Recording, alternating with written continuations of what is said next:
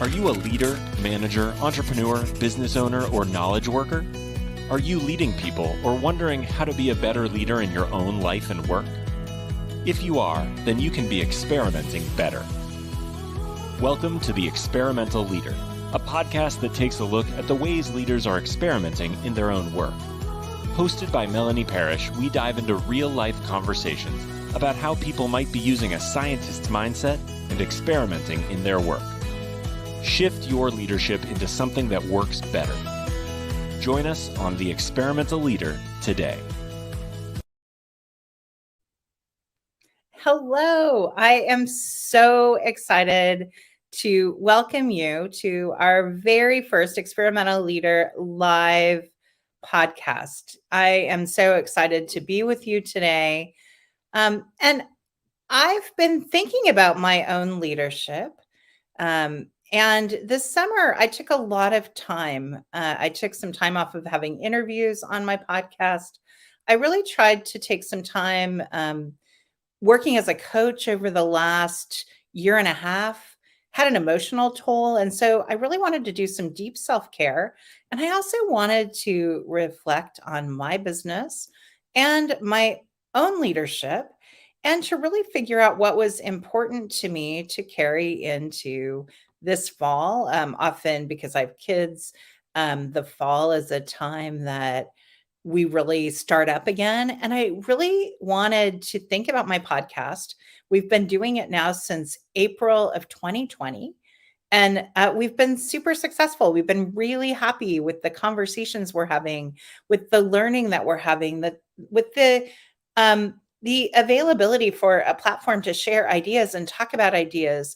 And I realized that I had been a guest on several platforms, several podcasts that used a different platform, a live platform. And I really fell in love with it. This platform has the ability to take questions in real time. We're able to do some new things. And so I wanted to make a change. And so this is my new strategy for the podcast. I want to go live. We're going to be going live on Facebook and LinkedIn and YouTube every week at 12:30 Eastern Time. And I'm so excited to be with you here today. My leadership is to continue to try to make our experience with our clients and the people who we touch on social media, on our podcast, more relevant, more fresh, more current. And so this live podcast is how we'll be doing this. We'll continue to stream all of our podcasts on all the podcast platforms, and they'll go up about a month later. So you'll really get the freshest content by watching us live. It's super exciting to be here. And it's super exciting to be in this leadership conversation with you, to talk about what leaders do on the ground, to ask them questions. I really will ask them anything. There's also an opportunity on my website to go in and send in an audio recording for us to ask a question on your behalf of a guest. So we're excited about this. And we are super excited to be here with you. Today, my guest, I'm so excited about my guest today. I want to tell you about Sophie Mclean. So Sophie was born in Algeria. She was educated in Morocco and France, and she's had a professional career in the US and the UK. She's had an eventful life. At the age of 12, she experienced a profound transformation that radically altered the course of her life, and it marked the beginning of her spiritual journey. Today, we're going to find out more about her as a leader, and I am so excited to have Sophie Mclean here live today. Welcome, Sophie. Melanie, thank you for having me. I'm the first one on this new live podcast, right? So let me wish you the most amazing success and fulfillment for your enterprise. Thank you so much. It's really fun to have you here.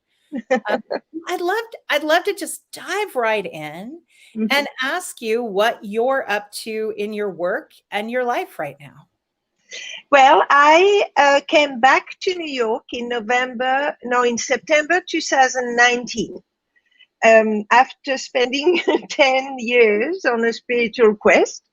And I came back just on time for COVID, the confinement. So I started my enterprise of awareness. My company is called Access to Awareness. Then I had to go online and redesign my programs so that it worked online. And that's what I do. I teach people the access to remember who they really are. Oh, I can't wait to learn more. So tell me about your programs. What kind of programs do you have to teach people more about who they really are? So I have been at it for 30 years, right? So there is all sort of programs. There is a free course, there is a 21-day course, there is a 3-month course, there is really one-on-one courses. So I've made myself available for any finance level and every desire of my students. And all the courses are based on mostly three principles. The first one is suffering is optional. Mm-hmm. And that is much more profound than it sounds. It is really possible to live a life free of suffering. The second one is most human beings feel trapped, but the feeling are very real, but the trap is not. Mm. So if you try to get out of a trap that is an illusion, you're going to be very goofy. Right? So that is the illusion of life that you need to realize. And the third principle is that anything you identify with is not who you are. So to be able to access authentic power, intuition, guidance, you need to remember who you really are. Mm. So my programs are all designed around those. And I imagine there's people listening who think, well, I know who I am. Mm. How would someone know that they could use your program, that it would be right for them? Well, just by bringing awareness to who you think you are. But if awareness is the ultimate power, right? Awareness, I make it very simple, but awareness is when you teach your children to cross the street, right? You tell them, stop, look right, look left, and then cross the street. Okay, that's awareness. It doesn't take Einstein, right, to practice awareness. So when you stop for a second and examine what you identify with, and you play a game of, am I that? No. Am I that? No. So you can start. Am I my job title? No. Am I the amount of money I have? No. Am I my body? No. Am I even a woman? No. You are what we call a woman, but you are not a woman, right?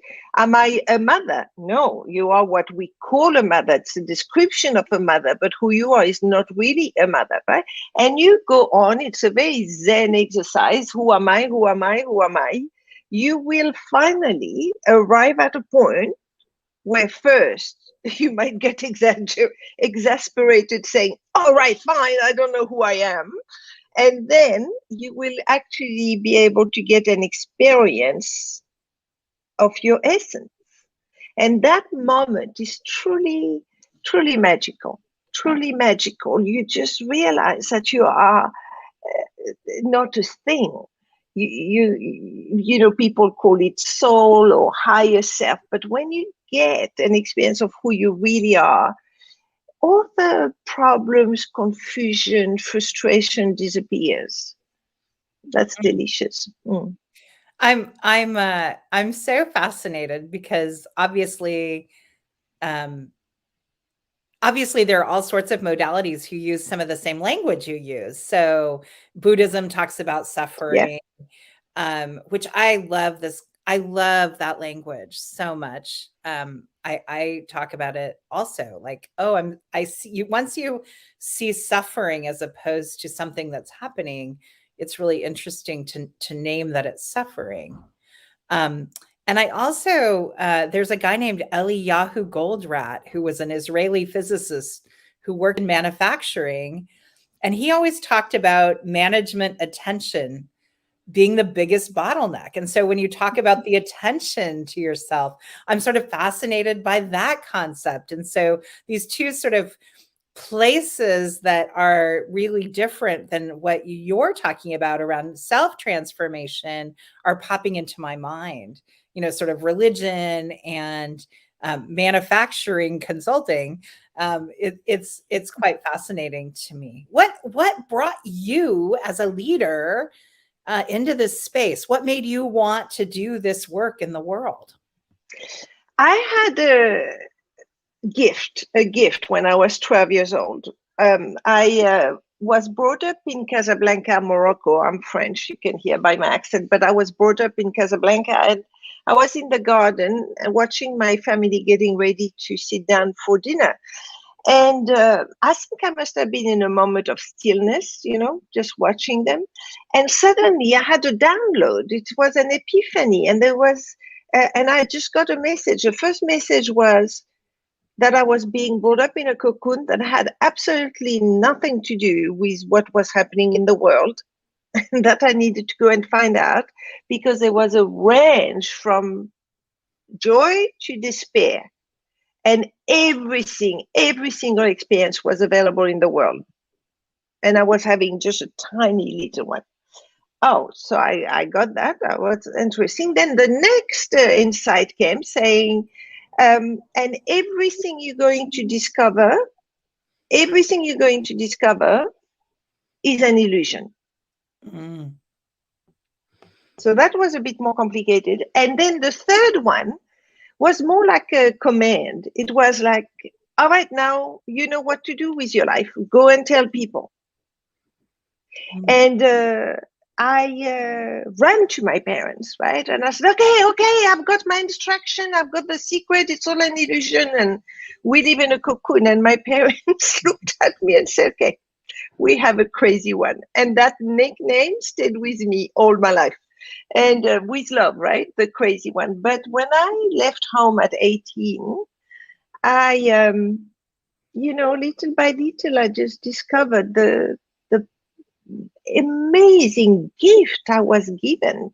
It was like a blue, how do you say, a map for me. So that's how I started. I never looked back. I don't know, there is this impulse for me to discover the illusion of life and tell people about it. And what challenges did you face taking everything online? What were some of the challenges? What did you do? How did you experiment? As a leader, how did you experiment as you looked at changing the format, for delivery in the last couple of years? Oh, well, I was concerned only about one thing, right? For me, going online was really good because that meant that I could have an international audience, right? So that's brilliant. But I didn't know, instead of having 3 days weekend, how to have a 2-hour session. So it was a little bit of trying what worked, what didn't work. And it took me about a year and a half to find out the good format. But my students are very generous and I don't hide anything, right? I said, listen, we're going to see what, I had to find the right platform and the right things and how to have assignments and answer questions and all that. And then the other thing was I able to transmit? Because part of my teaching, Melanie, what makes my teaching powerful is that there is a transmission to what I say. It's not so much what I say, is my students report to me is that there is an energical transmission. Somehow they can walk out of a session not remembering a word of what I've said, but something stays with them, an opening, a lightness. So I wasn't sure that I could do it online. But what I did is that I wrote a book called The Elegance of Simplicity. I recorded it on audio. And then I listened to it, which is not pleasant, to listen to yourself, but I listened to it. And after about 6 or 7 chapters, I realized that I was being impacted by something. So I thought, okay, it works. So that's what I had to deal with. That's so interesting that even the words you speak, and I have the same sort of feeling sometimes that things just come out of my mouth, they come through me. And it's not something I talk about much, but occasionally I will listen back to something I've recorded and be like, whoa, that was better than I could have thought I would do. Like, that was really good. And it's an interesting phenomenon, like how there's these moments of brilliance. And if you're recording, when you say them, you may not actually have access to those all the time. No, that's my favorite thing about leading, right, and teaching, is that at one point you are so for the other person, so much in the space of the other person with an intention to really contribute to the other person that you as an ego disappear. And when you disappear, your character disappear, your personality disappear, you have this direct connection to guidance and intuition, and really amazing things come out of your mouth, right? At that point, Melanie, you just say, wow. I mean, I even sometimes told people things about their life that I had no way of knowing. I somehow believe that about you, Sophie. I just meeting you today, I just believe that about you. Tell me how you, like, what do you do for self-care as you're doing this work, as you're bringing people to deep transformation? What do you do as a leader for yourself? So every day I spend 1.5 hours working in nature, right? That's very important. I have my dogs. I know I'm a 60-year-old woman with 2 little dogs, but I take them out, and that's my biggest nurturing moment. I don't know, it's pure love, it's like being with children. Nature plus my dogs. Then I physically have acupressure every 2 weeks. I meditate every day.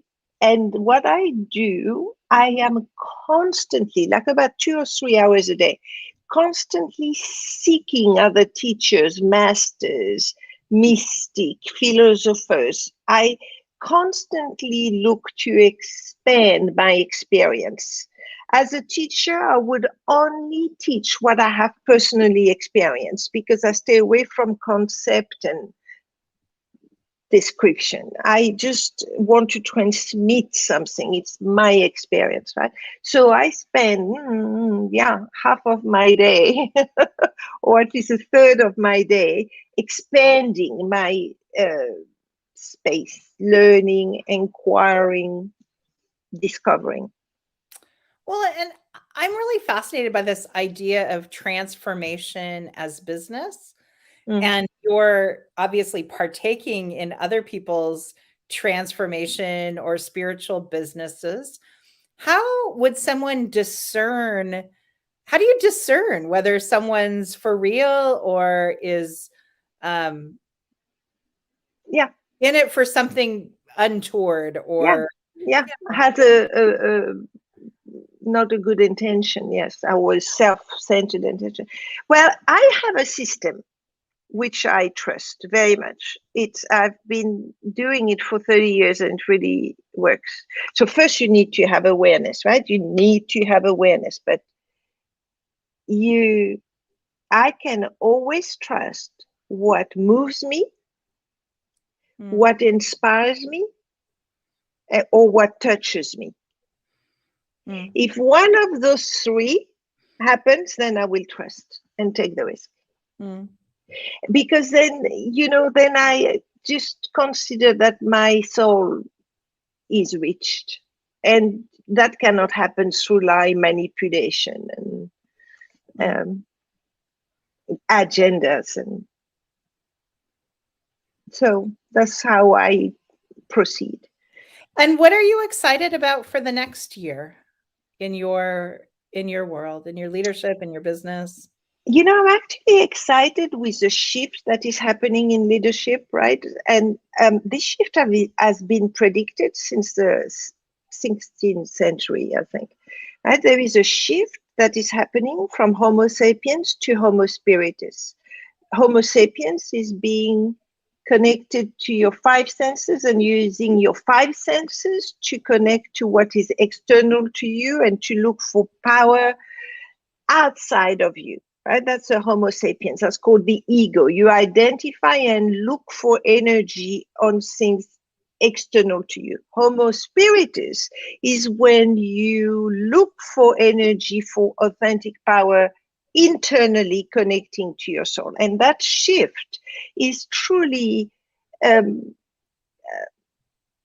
for me, a celebration, because it is a possibility of a new culture for humankind. And it's happening in leadership. I speak to people at the United Nations or in leadership position, and the traditional leadership of working hard, more hours, going to the office, producing result, management, all that is elevating in the most thrilling way for me. It's awakening. People are going from sleepwalker to awakening.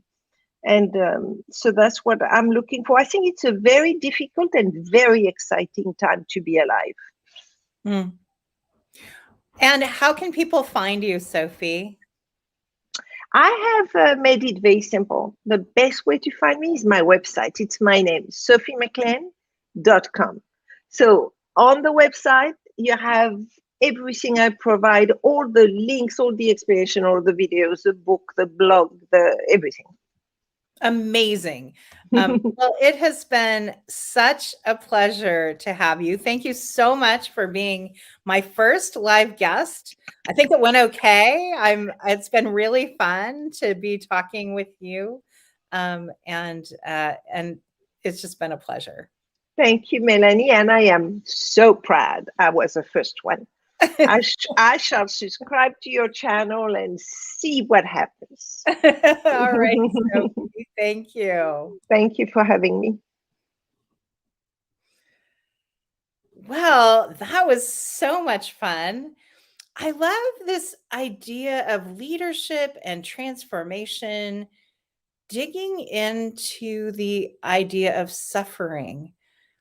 There's so many different ways to get to innovation, and using things like religion and spirituality as a way, as teasers or flirts from the world to enliven our leadership, to deepen our leadership, and to think about the idea of alleviating suffering is a really interesting way to take some of the charge out of the ways that we need to change.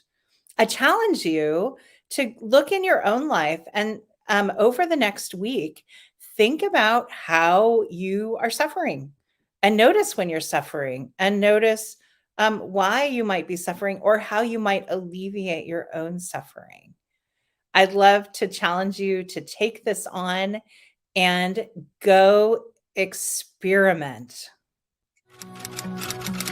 Thank you for joining us on another episode of The Experimental Leader. We hope you have found value in today's episode, because we're dedicated to helping you become the experimental leader you want to be. To access the show notes or learn more about working with Melanie, visit melanieparish.com. Go experiment.